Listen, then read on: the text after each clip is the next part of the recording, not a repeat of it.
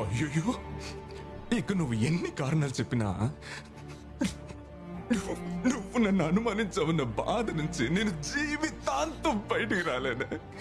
అంతే కదా, ఇన్నాళ్ళు మనం కలిసి జీవించిన జీవితానికి అర్థమే లేకుండా పోయింది. అంతే కదా.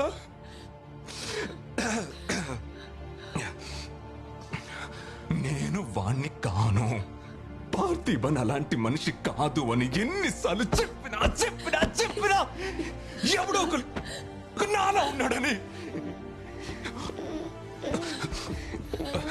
అమ్మమ్మమ్మమ్మ, నాన్నకి ఒంట్లో బాలేదు, నువ్వు పడుకో.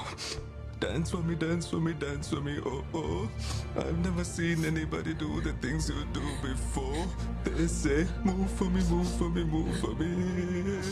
And when you're done, I'll make you do it all again.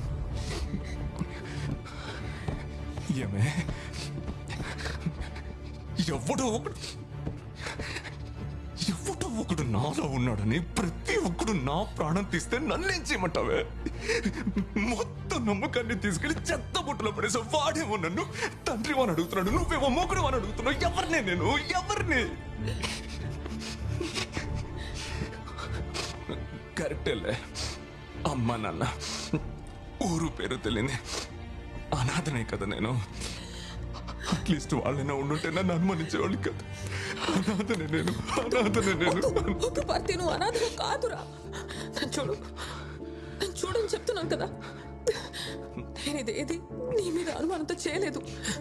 మిగతా వాళ్ళు నన్ను అడిగితే వాళ్ళతో నేను చెప్పాలి కదా. నువ్వు వాడు కాదు, నా మొగుడు పార్థిబన్ అని ధైర్యంగా చెప్పాలి కదా.